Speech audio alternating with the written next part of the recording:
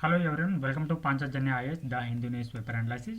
Today in this session we are going to see the current affairs of 28th September 2024. Now let us see the editorial topics. So first one, staying the course. So ಈ ಒಂದು topic ನಮಗೆ ಉತ್ತರ ಭಾರತದಲ್ಲಿ ಆಗ್ತಾ ಇರುವಂಥ ವಾಯು ಮಾಲಿನ್ಯದ ಕುರಿತಾಗಿದೆ. S, so ಈ ಒಂದು ಟಾಪಿಕ್ ನಮಗೆ GS ಪೇಪರ್ 3 ಅಡಿಯಲ್ಲಿ ಎನ್ವಿರಾನ್ಮೆಂಟ್ನಲ್ಲಿ ಇಂಪಾರ್ಟೆಂಟ್ ಆಗುತ್ತೆ.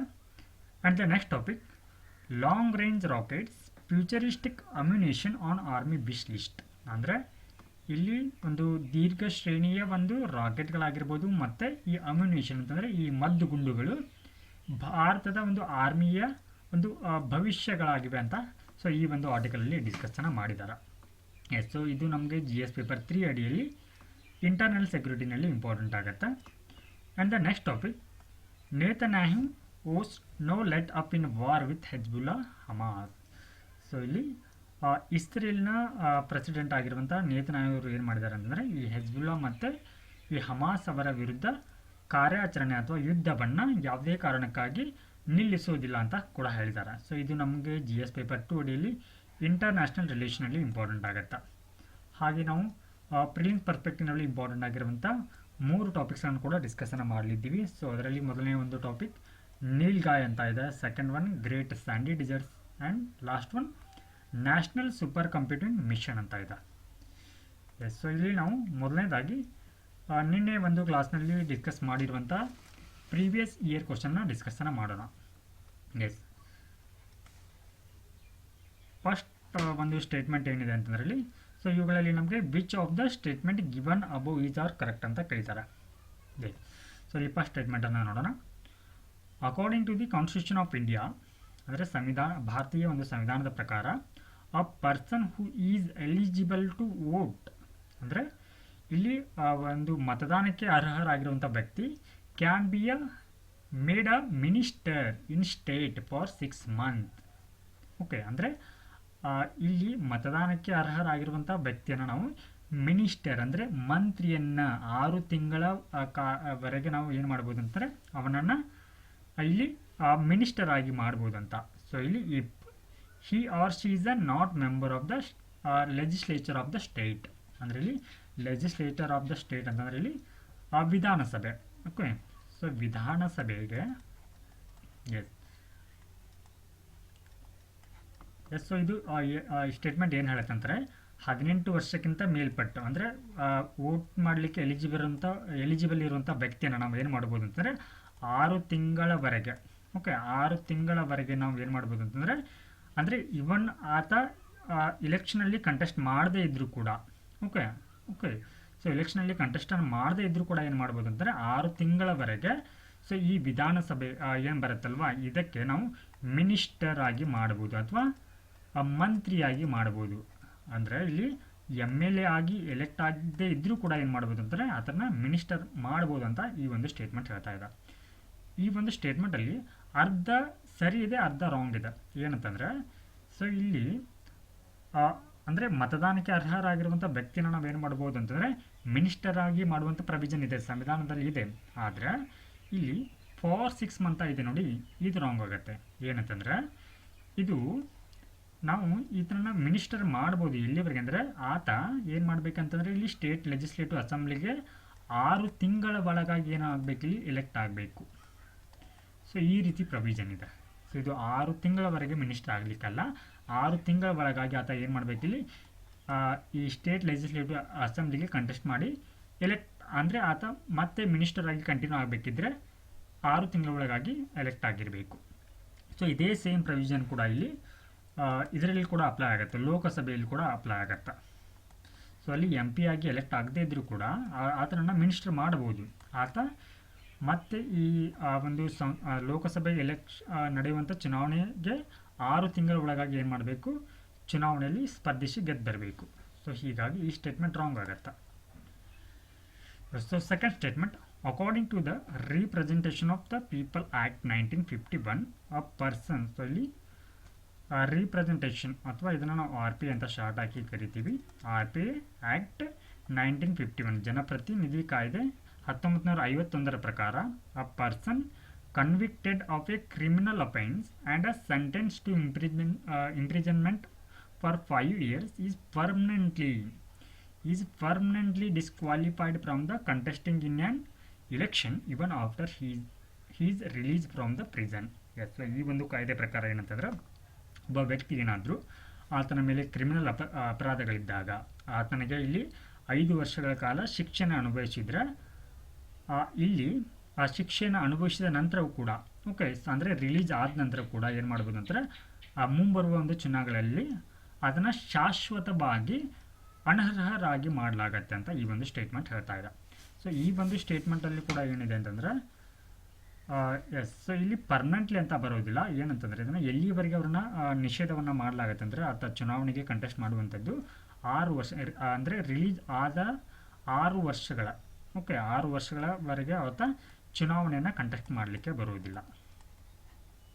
ಸೊ ಈ ಒಂದು ಸ್ಟೇಟ್ಮೆಂಟ್ ಕೂಡ ಇಲ್ಲಿ ರಾಂಗ್ ಆಗುತ್ತೆ. ಇದು ಪರ್ಮನೆಂಟ್ ಶಾಶ್ವತವಾಗಿ ಈ ರೀತಿ ಡಿಸ್ಕ್ವಾಲಿಫೈ ಮಾಡುವಂಥ ಪ್ರೊವಿಷನ್ ಇಲ್ಲ. ಎಸ್, ಸೊ ಇಲ್ಲಿ option D neither 1 nor 2. So ಇಲ್ಲಿ ಕರೆಕ್ಟ್ ಕೇಳಿದ್ದಾರೆ ಅಲ್ವಾ.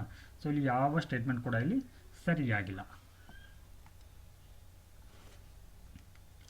ಸೊ ನೆಕ್ಸ್ಟ್ ಇವಾಗ ಎಡಿಟೋರಿಯಲ್ ಸೆಕ್ಷನಲ್ಲಿ ಕವರ್ ಆಗಿರುವಂಥ ಟಾಪಿಕ್ಸನ್ನು ನೋಡೋಣ.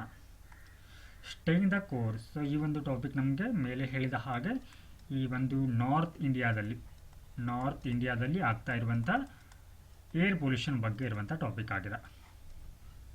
S, so winter pollution in north India ಅಂದರೆ ಚಳಿಗಾಲದಲ್ಲಿ ಸಾಮಾನ್ಯವಾಗಿ ಏನಾಗುತ್ತೆ ಅಂತಂದರೆ ಈ ದಕ್ಷಿಣ ಭಾರತದಲ್ಲಿ ವಾಯು ಮಾಲಿನ್ಯ ಅನ್ನುವಂಥದ್ದು ಆಗತ್ತೆ.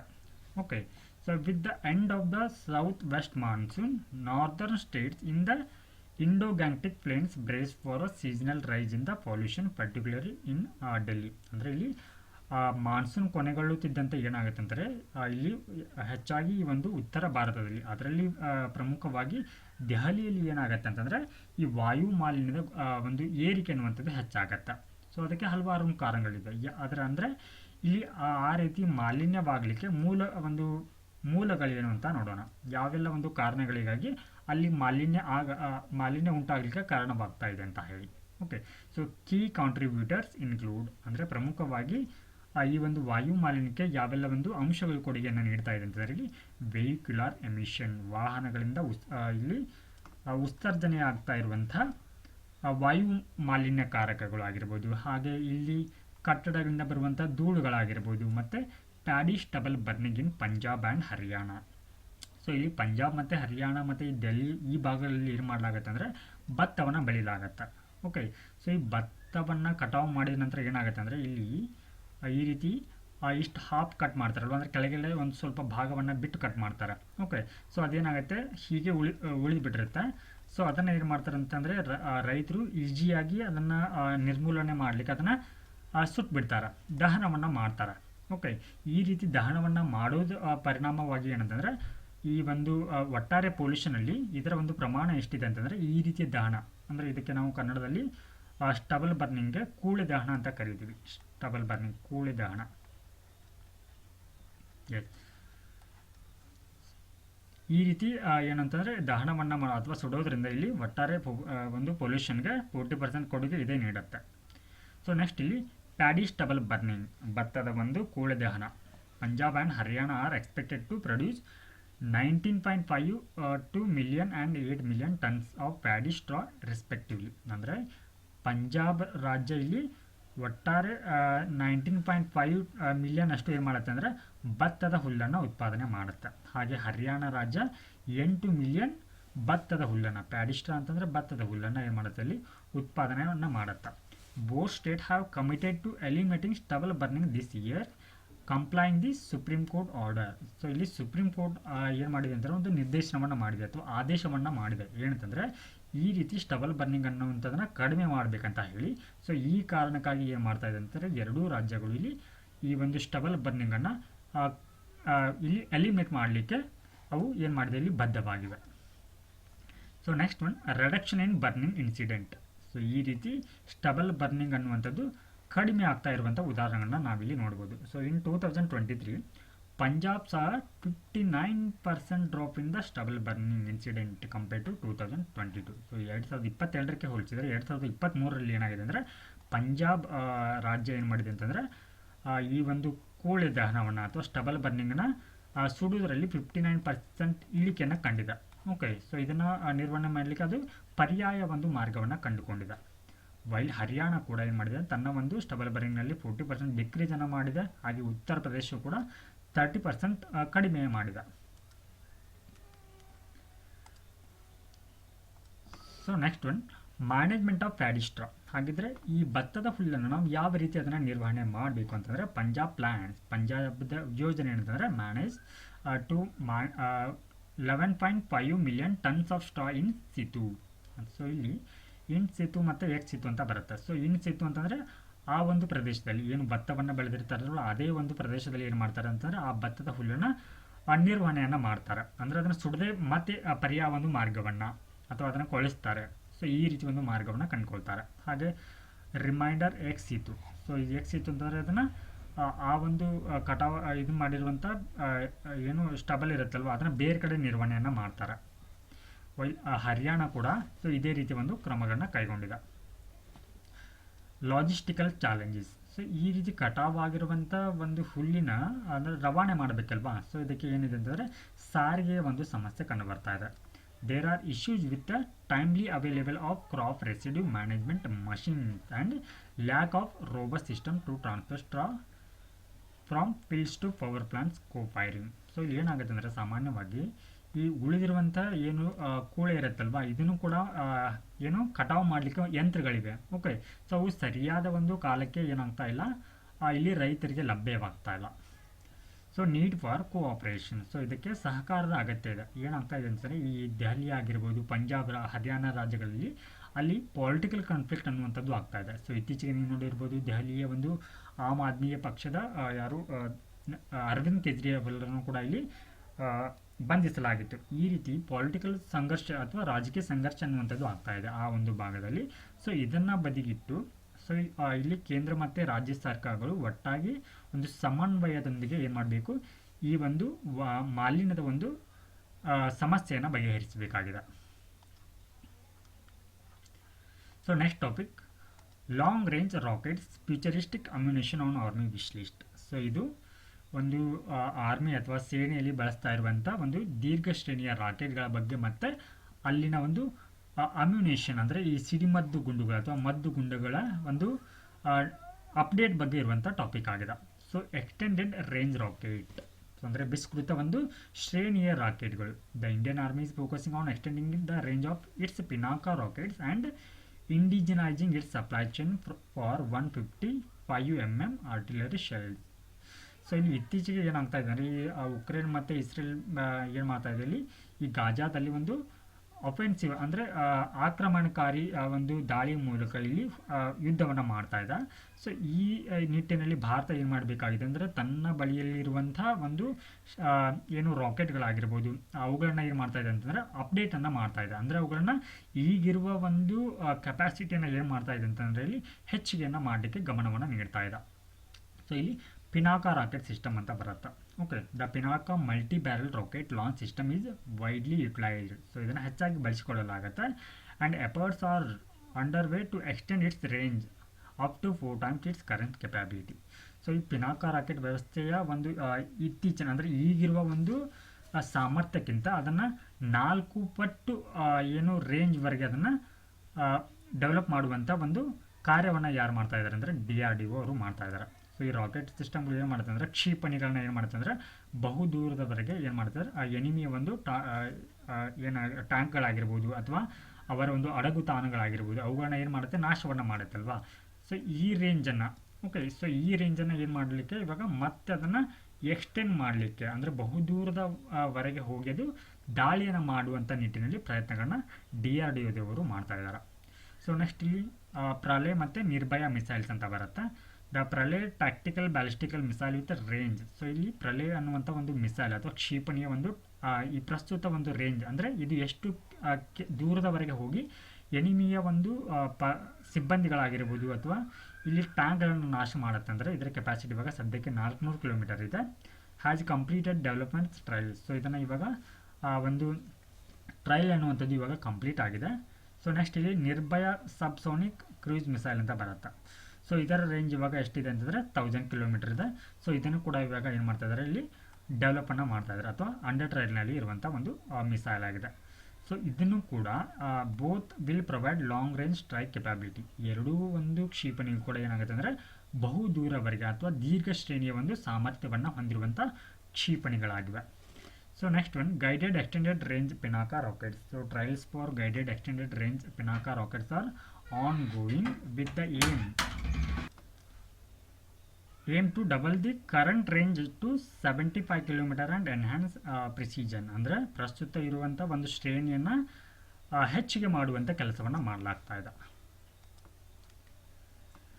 Artillery standardization. The army aims to standardize the all artillery guns to 150 mm calibre.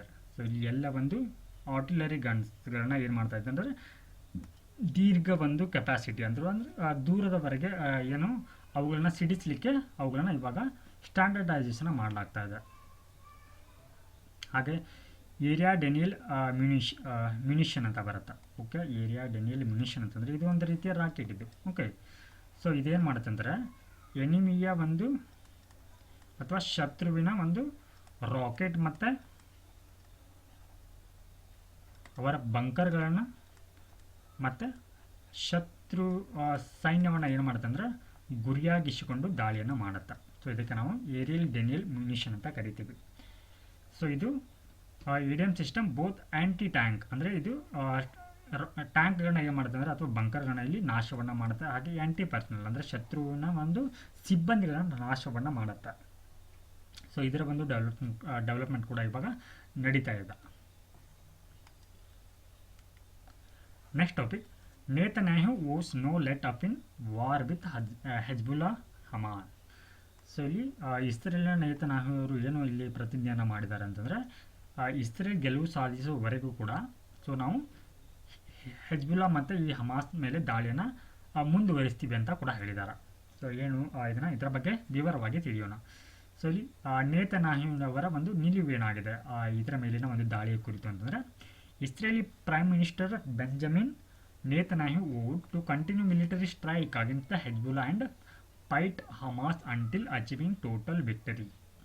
So ಇಲ್ಲಿ ಈ ಒಂದು ಎರಡೂ ಸಂಘಟನೆಗಳ ವಿರುದ್ಧ ಹಮಾಸ್ ಮತ್ತು ಈ ಹೆಜ್ಬುಲ್ಲಾ ನಡುವಿನ ಮೇಲಿನ ಒಂದು ದಾಳಿಯನ್ನು ನಾವು ಸಂಪೂರ್ಣವಾಗಿ ಗೆಲುವನ್ನು ಸಾಧಿಸುವವರೆಗೂ ಕೂಡ ನಾವು ಅದರ ಮೇಲೆ ಈ ಮಿಲಿಟರಿಯ ಒಂದು ದಾಳಿಯನ್ನು ಮಾಡ್ತೀವಿ ಅಂತ ಹೇಳಿ ಪ್ರತಿಜ್ಞೆಯನ್ನು ಮಾಡಿದ್ದಾರೆ.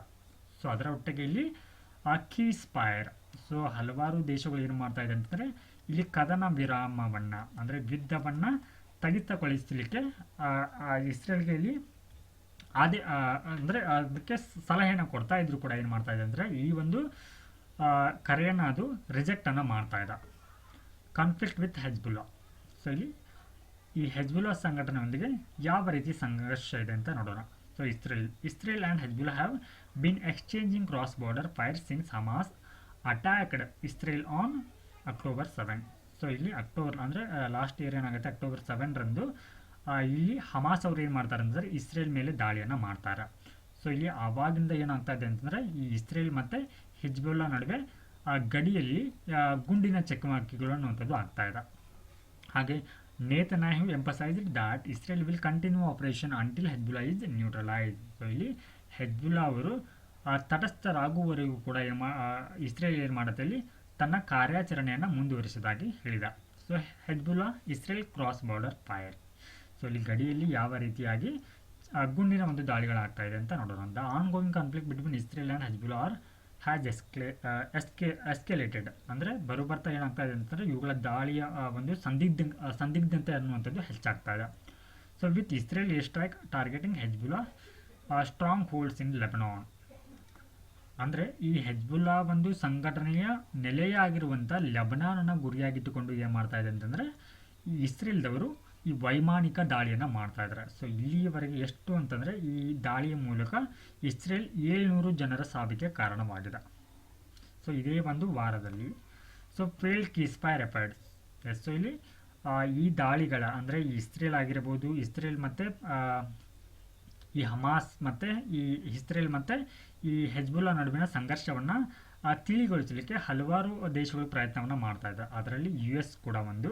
ಸೊ ಇದು ಪ್ರಯತ್ನವನ್ನು ಮಾಡಿದರೂ ಕೂಡ ಸೊ ಇದರ ಒಂದು ಪ್ರಯತ್ನ ಇಲ್ಲಿ ಯಶಸ್ವಿ ಆಗಿಲ್ಲ.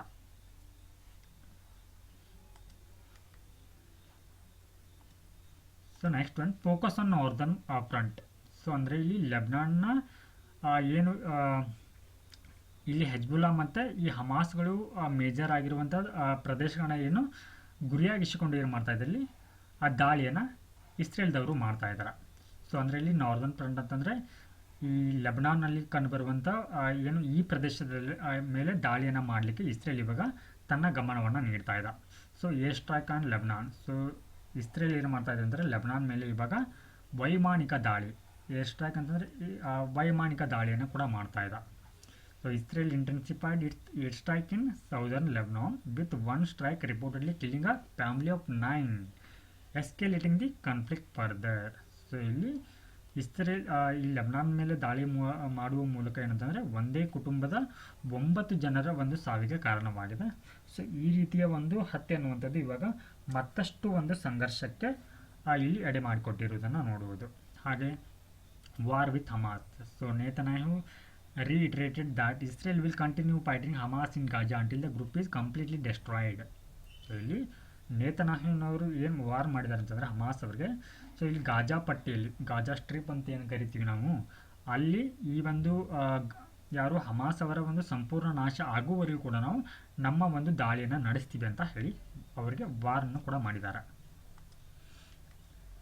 ಎಸ್. ಸೊ ನೆಕ್ಸ್ಟ್ ಇವಾಗ ಆಪರೇಟಿಂಗ್ ಪರ್ಸ್ಪೆಕ್ಟಿವ್ನಲ್ಲಿ ಇಂಪಾರ್ಟೆಂಟ್ ಆಗಿರುವಂಥ ಟಾಪಿಕ್ಸನ್ನು ನೋಡೋಣ. ಸೊ ನೀಲ್ಗಾಯ್. ಓಕೆ, ಈ ಚಿತ್ರದಲ್ಲಿ ನೋಡ್ಬೋದು ನೀವು ಯಾವ ರೀತಿ ನೀಲ್ಗಾಯ್ ಅನ್ನುವಂಥದ್ದು ಇರುತ್ತೆ ಅಂತ ಹೇಳಿ. ಸೊ ಇಲ್ಲಿ nilgai antelopes are the largest of the south Asian antelopes. So ಇಲ್ಲಿ ಏಷ್ಯನ್ ಆ್ಯಂಟಿಲೋಪ್ಸ್ಗಳಲ್ಲಿ ಅತಿ ದೊಡ್ಡದಾಗಿರುವಂಥ ಒಂದು ನೀಲ್ಗಾಯ್ ಆಗಿದೆ ಇದು. ಸೊ ಇದು ಹೇಳ್ಕೊಂಡು ಬರುತ್ತೆ ಅಂದರೆ ಸಾಮಾನ್ಯವಾಗಿ live in dry area. So ಅಂದರೆ ವನ ಪ್ರದೇಶಗಳಲ್ಲಿ ಕಂಡುಬರುತ್ತೆ. ಹಾಗೆ in India they occur in the foothills of Himalayan mountains. ಅಂದರೆ ಹಿಮಾಲಯದ ಒಂದು ಪಾದ ಬಟ್ಟೆಗಳಿಂದ ಹಿಡಿದು ಅದು ಮೈಸೂರುವರೆಗೆ ಏನಾಗುತ್ತೆ, ಸೊ ಈ ಒಂದು ನೀಲ್ಗಾಯ್ ಅನ್ನುವಂಥದ್ದು ಕಂಡುಬರುತ್ತೆ. ಹಾಗೆ as per the existing provisions of the wild life protection act, ಅಂದರೆ ವನ್ಯಜೀವಿ ಸಂರಕ್ಷಣಾ ಕಾಯ್ದೆಯ ಒಂದು ಇಲ್ಲಿ ನಿಬಂಧನೆಗಳ ಪ್ರಕಾರ ಏನಂತಂದರೆ ಮುಖಿಯ ಅಥವಾ ವಿಲೇಜ್ ಹೆಡ್ ಅಂತ ಕರೀತಾರೆ. ಮುಖಿಯ ಅಥವಾ village head has been appointed as the nodal authority to identify and allow the killing of nilgai and wild boars. Yes, so ಇಲ್ಲಿ ಈ ವನ್ಯಜೀವಿ ಒಂದು ಸಂರಕ್ಷಣಾ ಕಾಯ್ದೆಯ ಪ್ರಕಾರ ಏನು ಹೇಳುತ್ತೆ ಅಂತಂದರೆ ಇಲ್ಲಿ ಒಬ್ಬರನ್ನ ಆಯ್ಕೆಯನ್ನು ಮಾಡ್ತಾರೆ. ಯಾರನ್ನ?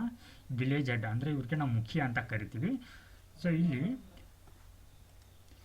ಈ ನೀಲ್ಗಾಯಿಗಳು ಮತ್ತು ವೈಲ್ಡ್ ಬೋರ್ಸ್ ಅಂದರೆ ಕಾಡು ಹಂದಿಗಳಂತ ಕರಿತೀವಲ್ವಾ, ಸೊ ಇವುಗಳನ್ನು ಬೇಟೆಯಾಡುವುದಾಗಲಿ ಅಥವಾ ಅವುಗಳನ್ನ ಕೊಲ್ಲುವುದಾಗಲಿ ಅವುಗಳಿಗೆ ಅನುಮತಿಯನ್ನು ನೀಡಲಿಕ್ಕೆ ಇದು ಒಂದು ನೋಡಲ್ ಅಥಾರಿಟಿ ಆಗಿದೆ. ಯಾವುದು ಅಂತಂದರೆ ಇಲ್ಲಿ ಮುಖ್ಯ ಅನ್ನುವಂಥದ್ದು. ಸೊ ಇವರಿಗೆ ಆ ಒಂದು ಅಧಿಕಾರವನ್ನು ನೀಡಲಾಗತ್ತೆ. Next topic, great sandy desert. So ನಮಗೆ ಪ್ಲೇಸಸ್ ಇನ್ ನ್ಯೂಸ್ ಅಂತ ಕೂಡ ಕೇಳ್ತಾರೆ ಎಕ್ಸಾಮ್ನಲ್ಲಿ. ಸೊ ಇದರಲ್ಲಿ ಇದು ನಮಗೆ ಇಂಪಾರ್ಟೆಂಟ್ ಆಗುತ್ತೆ. ಈ ಗ್ರೇಟ್ ಸ್ಯಾಂಡಿ ಡಿಸರ್ಟ್ ಅನ್ನುವಂಥದ್ದು ಎಲ್ಲಿ ಕಂಡು ಬರುತ್ತೆ ಅನ್ನುವಂಥದ್ದು ಗೊತ್ತಿರಬೇಕಾಗತ್ತೆ. ಸೊ ಲೊಕೇಶನ್, ಸೊ ಇದು ಆಸ್ಟ್ರೇಲಿಯಾದಲ್ಲಿ ಕಂಡು ಬರುತ್ತೆ. Second largest desert after the great Victoria desert. So ಅಂದರೆ ಈ ಆಸ್ಟ್ರೇಲಿಯಾದಲ್ಲಿ ಕಂಡುಬರುವಂಥ ಗ್ರೇಟ್ ವಿಕ್ಟೋರಿಯಾ ನಂತರದ ಎರಡನೇ ಅತಿ ದೊಡ್ಡ ಒಂದು ಡಿಸರ್ಟ್ ಆಗಿದೆ ಅಥವಾ ಮರುಭೂಮಿ ಆಗಿದೆ. ಸೊ ಇದರ ಸುತ್ತಮುತ್ತ ಮತ್ತೆ ಯಾವೆಲ್ಲ ಒಂದು ಡಿಸರ್ಟ್ಗಳು ಕೂಡ ಕಂಡುಬರುತ್ತೆ ಅನ್ನೋಂಥದ್ದು ಕೂಡ ಗೊತ್ತಾಗಬೇಕಾಗತ್ತೆ. ಸೊ ಇದರಲ್ಲಿ the Gibson desert lies to the south.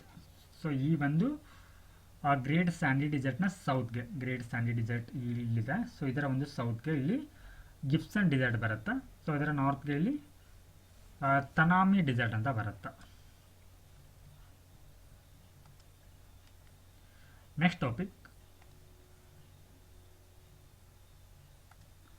National super computing mission ಅಂತ ಹೇಳಿ. ಸೊ ಈ ಒಂದು ಯೋಜನೆನ 2015ರಲ್ಲಿ ಲಾಂಚ್ ಮಾಡಲಾಗತ್ತೆ. So it is a first of its kind attempt to boost countries computer power. So ಇದೇ ಏನಾಗಿದೆ ಅಂದರೆ ಒಂದು ದೇಶದ ಒಂದು ಕಂಪ್ಯೂಟರ್ ಪವರನ್ನು ಹೆಚ್ಚಿಸುವಂಥ ಒಂದು ಮೊದಲ ಪ್ರಯತ್ನವಾಗಿ ಇದು ಕಂಡುಬರುತ್ತೆ. ಎಸ್. ಸೊ ಇದು ಯಾವೆಲ್ಲ ಒಂದು ಸಚಿವಾಲಯಗಳ ಒಂದು ಸಹಕಾರದೊಂದಿಗೆ ನಡೀತಾ ಇದೆ ಅಂತಂದರೆ ಇಲ್ಲಿ ministry of electronics and information technology and the department of science and technology ಇವರ ಒಂದು ಸಹಯೋಗದೊಂದಿಗೆ ಈ ಒಂದು ಮಿಷನನ್ನು ಆರಂಭವನ್ನು ಮಾಡಲಾಗಿದೆ. ಸೊ ಇದನ್ನು ಯಾರು ಅನುಷ್ಠಾನವನ್ನು ಮಾಡ್ತಾರೆ ಅಂತಂದರೆ ಇದರ ಅನುಷ್ಠಾನದ ಒಂದು ಜವಾಬ್ದಾರಿ ಇಲ್ಲಿ the centre for development of advance computing Pune ಮತ್ತು the Indian institute of science ಅಂದರೆ ಈ ಬೆಂಗಳೂರು. ಓಕೆ, ಸೊ ಇವರ ಒಂದು ಹೊಣೆಗಾರಿಕೆ ಇದರ ಒಂದು ಅನುಷ್ಠಾನವನ್ನು ಮಾಡೋದಾಗಿದೆ. ಸೊ ಇದರ ಉದ್ದೇಶವನ್ನು ನೋಡೋದಾದರೆ to enhance the capabilities of Indian academic and research and development institution by setting up a network of over 70 high performance computing facility across the country. ಅಂದರೆ ಒಟ್ಟಾರೆ ಇಲ್ಲಿ 70 ಹೈ ಪರ್ಫಾರ್ಮೆನ್ಸ್ ಕಂಪ್ಯೂಟಿಂಗ್ ಒಂದು ಸೌಲಭ್ಯಗಳನ್ನ ದೇಶದಾದ್ಯಂತ ನೀಡುವ ಮೂಲಕ ಅಕಾಡೆಮಿಕ್ ಅಂದರೆ ಶೈಕ್ಷಣಿಕ ಸಂಸ್ಥೆಗಳಲ್ಲಿ ಆಗಿರ್ಬೋದು ಮತ್ತು ಇಲ್ಲಿ ರಿಸರ್ಚ್ ಆ್ಯಂಡ್ ಡೆವಲಪ್ಮೆಂಟ್ ಇನ್ಸ್ಟಿಟ್ಯೂಷನ್ಗಳಲ್ಲಿ ಅದರ ಒಂದು ಸಾಮರ್ಥ್ಯವನ್ನು ಇಲ್ಲಿ ಹೆಚ್ಚಿಸುವಂಥ ಗುರಿಯನ್ನು ಸೊ ಈ ಒಂದು ಮಿಷನ್ ಹೊಂದಿದೆ. ಹಾಗೆ under the mission the first indigenously assembled super computer named Param Shivay ಅಂತ ಹೇಳಿ, ಅಂದರೆ ಈ ಒಂದು ಯೋಜನೆ ಅಡಿಯಲ್ಲಿ ದೇಶೀಯವಾಗಿ ಅಸೆಂಬಲ್ ಮಾಡಿರುವಂಥ ಸೂಪರ್ ಕಂಪ್ಯೂಟರ್ ಯಾವುದಾಗಿದೆ ಅಂತಂದರೆ ಇಲ್ಲಿ ಪರಮ ಶಿವಾಯ ಅನ್ನುವಂಥದ್ದು. ಸೊ ಇದನ್ನು 2019 ಇದು ಮಾಡಲಾಗತ್ತೆ, ಇದನ್ನು ಅಸೆಂಬಲ್ ಮಾಡಲಾಗತ್ತೆ ಅಥವಾ ಇದನ್ನು ಇನ್ಸ್ಟಾಲ್ ಮಾಡಲಾಗತ್ತೆ. ಸೊ ನೆಕ್ಸ್ಟ್ ಇವಾಗ ಪ್ರಿವಿಯಸ್ ಇಯರ್ನಲ್ಲಿ ಕೇಳಲಾಗಿರುವಂಥ ಒಂದು ಕ್ವಶನ್ನ ನೋಡೋಣ. With reference to the provision contained in part 4 of the constitution of India which of the following statement is are correct. So ಅಂದರೆ ಇಲ್ಲಿ ಈ ಸಂವಿಧಾನದ 4ನೇ ಒಂದು ಭಾಗದಲ್ಲಿ ಬರುವಂಥ ಒಂದು ಪ್ರೊವಿಷನ್ಗಳ ಸಂಬಂಧಪಟ್ಟಂತೆ ಈ ಕೆಳಗಿನ ಹೇಳಿಕೆಗಳನ್ನ ಗಮನಿಸಿ ಅಂತ ಕೇಳಿದ್ದಾರೆ. ಮತ್ತು ಇವುಗಳಲ್ಲಿ ಯಾವುದು ಸರಿ ಇದೆ ಅಂತ ಕೂಡ ಕೇಳಿದ್ದಾರೆ. ಈಸ್ ಆರ್ ಕರೆಕ್ಟ್ ಅಂತ. They shall B enforce. So ಇಲ್ಲಿ ಕ್ವಶನ್ ಕೇಳಿದಾಗ ನೋಡಿ, ಇಲ್ಲಿ ಪಾರ್ಟ್ 4ನಲ್ಲಿ ಏನು ಬರುತ್ತೆ ಅಂತ ಹೇಳಿಲ್ಲ ಅವರು, ಬಟ್ ಇಲ್ಲಿ ಏನು ಮೆನ್ಷನ್ ಮಾಡಿದ್ದಾರೆ ಪಾರ್ಟ್ 4 ಅಂತ. ಓಕೆ, ಸೊ ನಮಗೆ ಈ ಒಂದು ಕ್ವಶನ್ಗೆ ಆನ್ಸರ್ ಮಾಡಬೇಕಾಗಿದ್ರೆ ಸೊ ಇಲ್ಲಿ ಸಂವಿಧಾನದ ಎಲ್ಲ ಒಂದು ಪಾರ್ಟ್ಸ್ಗಳ ಬಗ್ಗೆ ಗೊತ್ತಿರಬೇಕಾಗತ್ತೆ.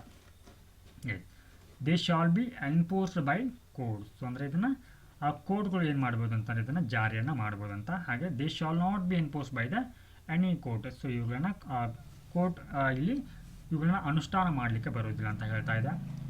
Third one, the principle laid down in this part are influence the making laws by the state. So ಇದರ ಅಡಿಯಲ್ಲಿ ಇರುವಂಥ ತತ್ವಗಳು ಏನಂತಂದರೆ ರಾಜ್ಯಗಳು ಕಾನೂನು ಮಾಡೋದ್ರ ಮೇಲೆ ಇದು ಪ್ರಭಾವವನ್ನು ಬೀರುತ್ತೆ ಅಂತ ಹೇಳ್ತಾ ಇದೆ. ಸೊ ಇವುಗಳಲ್ಲಿ ಯಾವುದು ಸರಿ ಉತ್ತರ ಆಗುತ್ತೆ ಅಂತ ಕಮೆಂಟ್ನಲ್ಲಿ ತಿಳಿಸಿ. ಸೊ ಇದರ ಉತ್ತರಗಳನ್ನು ನಾವು ನಾಳೆ ಕ್ಲಾಸ್ನಲ್ಲಿ ಚರ್ಚೆಯನ್ನು ಮಾಡೋಣ. ನಮಸ್ಕಾರ.